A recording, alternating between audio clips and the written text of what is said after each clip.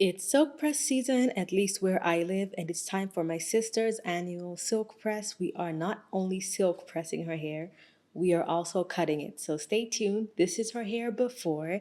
There's a reason why she wants to cut it. It's because her hair has been falling out. Her hair right now is freshly washed, and as you can see, she's ready for the change. This is what we used. We used these conditioners and shampoos. Well, one conditioner, two shampoos. They will be linked in the description box below. And it's time to start working on the hair. So here I was just showing her the section of her hair that's like super dry and undefined. And if you want to get the best silk press, if you have dry patches like that, they will frizz easier. Your hair will revert easier. So now we're going in with some leave-in conditioner. And again, because our hair is frizzy, we are using a little bit more product than we usually would. So this silk press will come out slightly heavier than it usually does, but trust me, it's still gonna slay. So make sure you watch till the end. So once that's worked in, I go in with a generous amount of the Color Wow spray because that is how it is supposed to be used. You use a generous amount, and once I work that all through the section, then I take my paddle brush and then start detangling. But as you can see, her hair is already pretty detangled. So if you use this product and you feel like it doesn't work well, you're probably not using it enough or not using it in the right step, or you're expecting relaxer slash keratin treatment results from a product that's meant to keep your hair from getting frizzy but not reverting. So now I'm just brushing that in. As you can see, I'm using the wet brush, which is my favorite paddle brush. Unfortunately, its life is not that long. I usually have to buy a new one at least every year, so that's annoying, but I will be buying a new one. So I'm separating this into two as usual, and I am using my Amica blow dryer. As you can see, it is a round brush blow dryer, and we've never tried it in our hair before, so we figured let's try it out. And I will say before you even see the full results, well, as you can see, it looks pretty smooth on camera and it did dry your hair effectively. I wouldn't say this is the right blow dryer for a silk press. I think this is a blow dryer for pre-braiding your hair, if you want to put your hair in corners, if you want to wear it in blown out style, if you want to do a braid out. I think this blow dryer is excellent because it is not extremely hot. It gets the hair straight, but it doesn't get it like bone straight. It's very good for using on your own or for using on other people. It But it's feels easier very, for me to very do my lighter. hair So alone. if you do Yeah. want to do a silk press, there's no need for you to use the stronger blow dryer. But as you will see, it doesn't get the hair as smooth as we really like it to. So now I'm going in with BioSilk and silk. And as you can see, I'm working it all over my hand so that it's evenly distributed into the hair. And I'm putting just a little more in that section where the hair is super dry and frizzy because we want to get it as straight as possible so that it still looks good. And trust me, her next silk press is gonna be out of this world. So I'm working that in from the ends and then taking it up to the rest of the hair and focusing on that patch in the middle. Then again, I'm brushing it through to make it even. And if you feel like your hair is not feeling as smooth as you want it to, this is always my hack. I put the hair in a really nice tight bantu knot, and as you can see, it's already looking shinier. So this BioSilk is actually just to prep it for the silk press stage. I'm not going to be doing anything else in terms of adding any more heat protectant or any more products. That is the last product we'll be adding for the pre-styling stage. So once that's worked in, I go ahead and do everything I did to that one section to this front section again. So like I said, we are going in with leave-in. Then we follow up with the Color Wow spray, and once that is nice and evenly coated and brushed through, we go ahead with the paddle brush and then we go in with the blow dryer brush. Again, like I said, depending on maybe your hair texture, if you have hair that is very easy to straighten, or if you wear your hair straight most of the time, unlike us, this would probably get your hair straight enough and it's probably less damaging than a professional blow dryer. But if you rarely straighten your hair like us and your hair is constantly fighting back and trying to get curly again, this blow dryer brush will just not be as effective, but I will also link it in the description box below. And again, I'm going in with the BioSilk. I know it looks like I'm starting at the top, but I'm putting it on the ends and I'm only focusing a little bit more again in the patches where the hair feels very frizzy and prone to reverting. like that section. You can see it looks significantly rougher than the other hair, even though I passed the blow dryer in the same sequence. I also go in and touch that up on the edges because you know your edges need a little extra heat protection. So once that's brushed through, I also put that into a bantu knot, and then here we took a little eating break. Then we came back. Look how nice and smooth the hair looks after being in the bantu knot.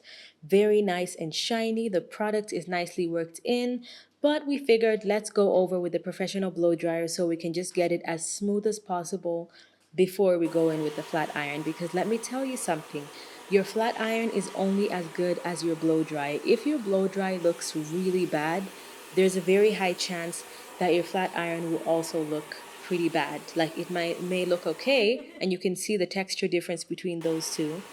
It just won't be amazing. It won't be flowy, it won't be bouncy. So I really suggest using a professional blow dryer, and this one, this is the big guns, okay?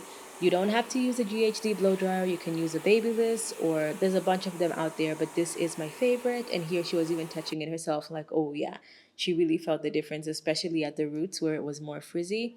So now I'm just wrapping it into a very loose, I can't even call it a bantu knot because I don't want it to curl up a lot because the hair is hot, because that can create a little extra frizz when we're flat ironing again. So now it is time for the best part, flat ironing. Okay, so as you will see, I'm taking pretty small sections and I'm using the chase method as I always do.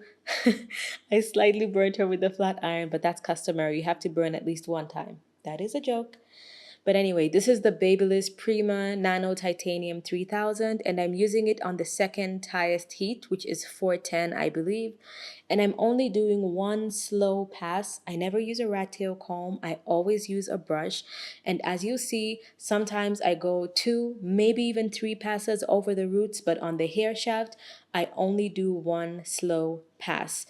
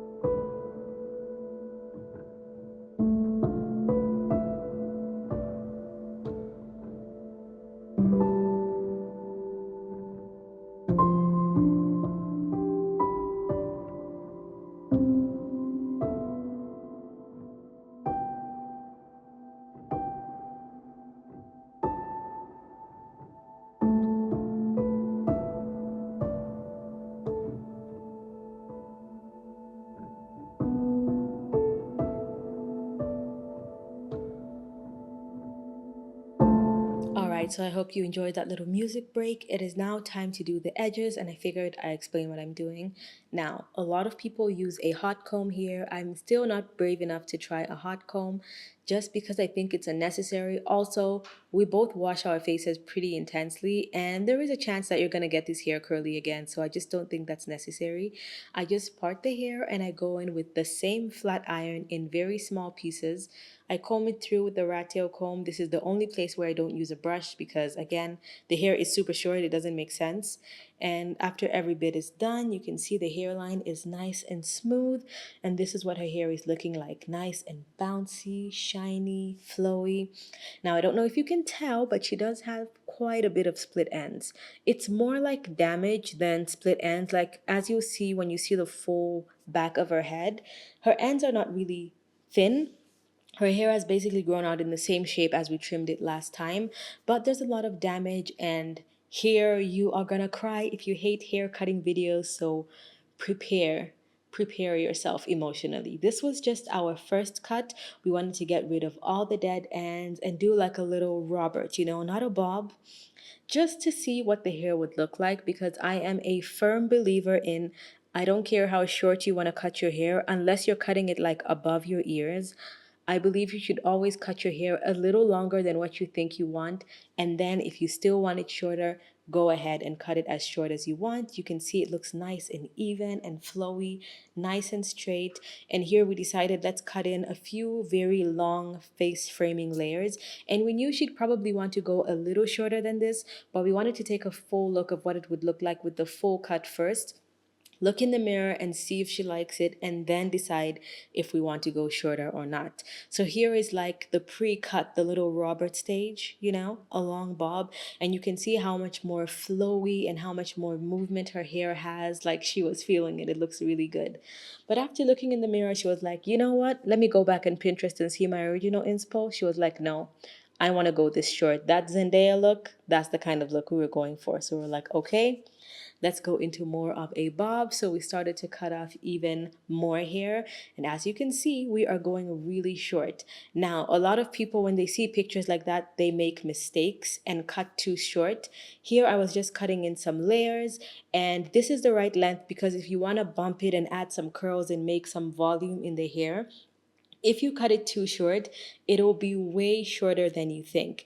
Also, if it does happen to be too long, this is just the beginning of the silk press season. We can always go in with more.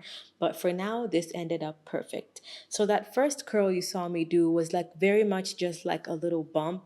But then we figured if she wants to be doing heatless curls and stuff like that, it's better to actually put in real curls. Now, I don't have a curler yet and I don't have a Dyson Airwrap, but I really want one. So for now, we're just using the Babyliss because it is awesome at making curls too.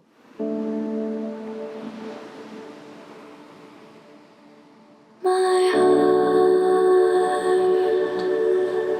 torn into two. In the dead of night, you sewed it together like glue. My angel,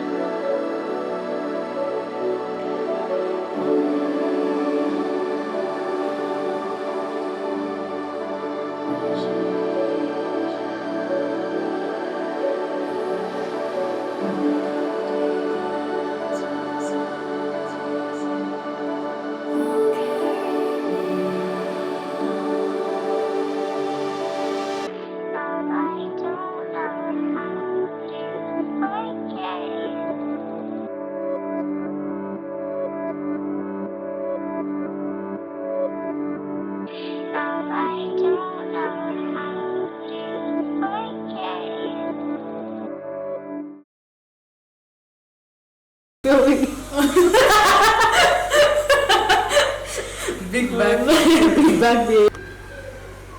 Aww. Look at how dirty the shoes are.